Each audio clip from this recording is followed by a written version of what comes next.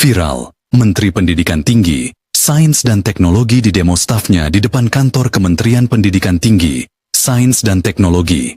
Dan ini kronologi serta cerita awalnya, hingga berujung demo yang diceritakan oleh staf menteri, yang dimutasi di depan awak media. Ayo kita simak bersama. Nedi Herlina, pegawai yang dimutasi tanpa alasan jelas, menjelaskan cerita awal bagaimana permasalahan terjadi antara dirinya dengan Menteri Pendidikan Tinggi, Sains dan Teknologi Satrio Brojonegoro. Rupanya, bersih tegang dirinya dan Menteri Satrio sudah terjadi sejak sesudah pelantikan Kabinet Pemerintahan Prabowo Gibran. Dan bukan 1-2 kali tingkah Menteri Satrio yang membuat pegawainya akhirnya memutuskan untuk melakukan aksi demo. Neni mengungkap jika pemecatan dirinya yang terjadi pada Jumat 17 Januari kemarin adalah puncaknya. Dari pengakuan Neni pula terungkap siapa korban yang ditampar Menteri Satrio. Prof. Nizam itu menugaskan saya menjadi tanggung jawab rumah tangga. Nah itu jadi saya mix gitu loh. Tapi sebenarnya fungsional saya adalah Pranata Humas. Barusan Ketua Pranata Humas sudah WA saya menyampaikan dukungannya, Insya Allah katanya. Alhamdulillah. Itu Mbak Alia. Itu Pranata Humas itu siapa sih? Jadi kita tuh pejabat fungsional ya, Kang Yayat. Kita ada beberapa orang yang sudah Pranata Humas. Ya karena kan ini perubahan nomenklatur ya. Dulu waktu kita jadi Dikteristek menjadi Kemdikbud ya, jadi kita berubah strukturnya seperti itu sih. Oke deh. Ini mungkin awal perkaranya tuh bagaimana sih? Bisa Kamu belum baca WA saya ya? Tulisan saya ya? Oh, udah sih. Mungkin bisa itu kan dipecat gara-gara hal sepele gitu. Ya cuma itu aja sih sebenarnya. Cuman jadi gini itu ketika saya menjalankan tugas tapi ya perlakuannya sudah begitu. Ini kesalahan pertama ya, itu yang waktu pertama kali.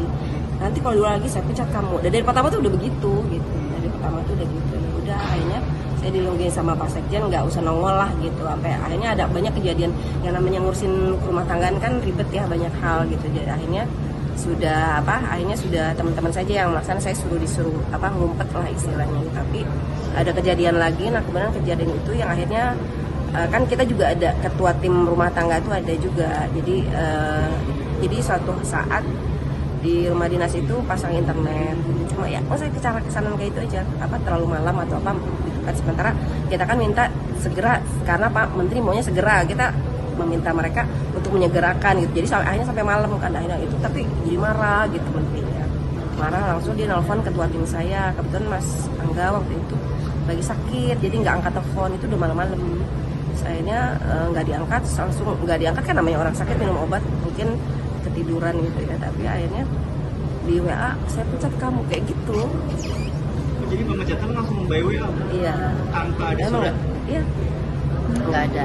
Terus udah gitu, karena kan kita juga kan dasar hukumnya nggak ada gitu. Udah kita juga akan Pak Sekjen kita yang tetap masuk aja gitu kan. Karena ini justru transisi ini tugas beratnya itu ada di kami di rumah tangga. Kami harus menyiapkan ruangan, pimpinan kami ada sekian banyak gitu. Jadi kita tuh kadang lembur, kadang ini gitu. Kita terus berusaha melayani pimpinannya. Tapi kalau rasanya udah kita buat maksimal, tapi kok saya malah tiba-tiba hari Jumat itu karena mungkin masih melihat saya ada berkeliaran, Bapak Menteri langsung mendatangi saya ke lantai 8 langsung. Ya gitulah kejadiannya dengan tidak etis ya segitu, membentak saya, menyuruh saya keluar gitu di hadapan anak-anak magang kayak gitu, di depan staf saya gitu. Jadi memang sudah luar logika lah menurut saya seperti itu. Soal meja itu mungkin soal meja itu sebenarnya pengen ganti meja itu, cuman ucapannya adalah tidak menghargai. Kapan sih Bu pemecatan Ibu Neni gitu? Kemarin hari Jumat. Yang maksudnya yang mengusir ya. Kalau yang memecat mah dari ancamannya sih udah dari tanggal awal-awal dia ada gitu. Ketika persoalan meja itu.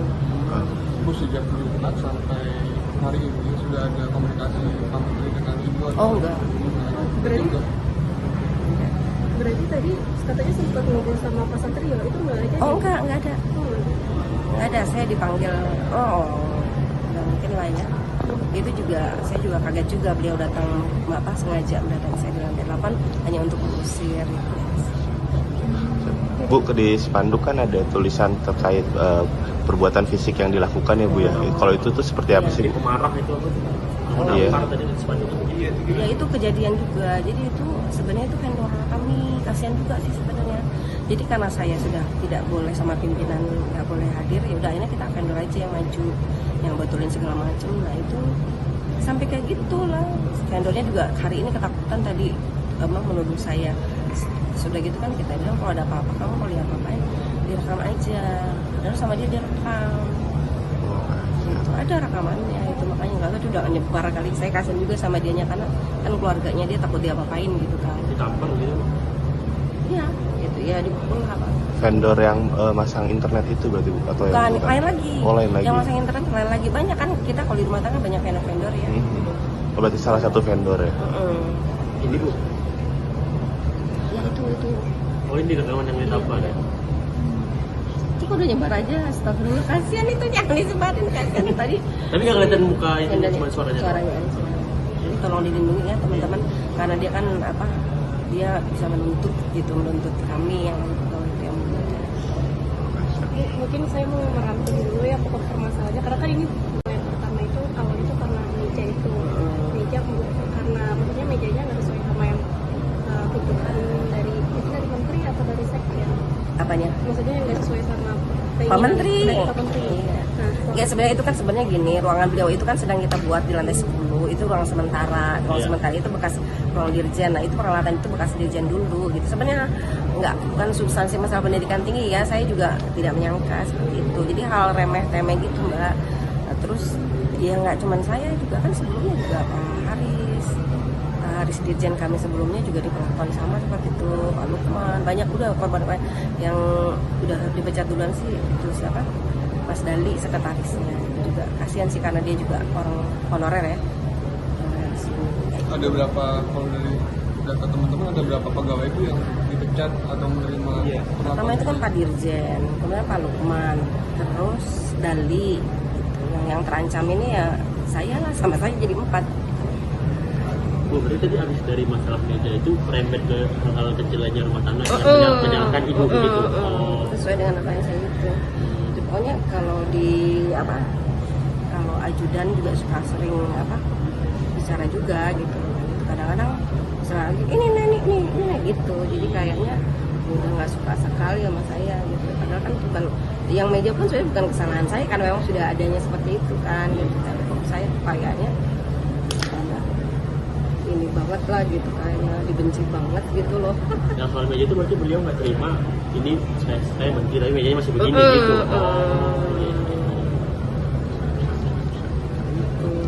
terus setelah meja itu masalah yang tadi wifi. Iya. Yang wifi dan akhirnya sebenarnya puncaknya itu pas Masalah wifi akhirnya udah keluarkan WA-nya gini, Pak Sekjen tolong dikeluarkan Mas Angga ketua tim saya dan Neni dari rumah tangga gitu ya, istilahnya dikeluarin lah dari tugas sebagai rumah tangga gitu. Oh, dia minta Itu 3 Desember. Itu tanggal 3 Desember. yang datang langsung ke Baru kemarin Jumat, kemarin saya juga kaget. Astagfirullahaladzim. itu ngebentak-bentak gitu berarti. Ya iya, diusir, diusir kayak gitu. Saya juga antara gimana ya, astagfirullahaladzim. Saya baca ayat kursi aja terus itu ditungguin sampai saya keluar loh ya kayak gitu ya saya nggak tahu ya apa yang ada nya ya begitu, apa adanya begitu, saya juga nggak tahu, mungkin udah jalan Allah kali ya, apa saya diberikan cobaan. Tapi intinya saya tuh tidak mau hal ini terulang sama teman-teman yang lain, karena sekarang itu teman-teman itu ketakutan, serba ketakutan, terutama yang dekat-dekat melayani menteri kan. Dari aksi dari teman-teman tadi itu apa yang diharapkan mungkin? Tuntutannya apa aja sih Bu? Tuntutan apa ya? Aspirasi yang kita ini apa aja? Iya, ya.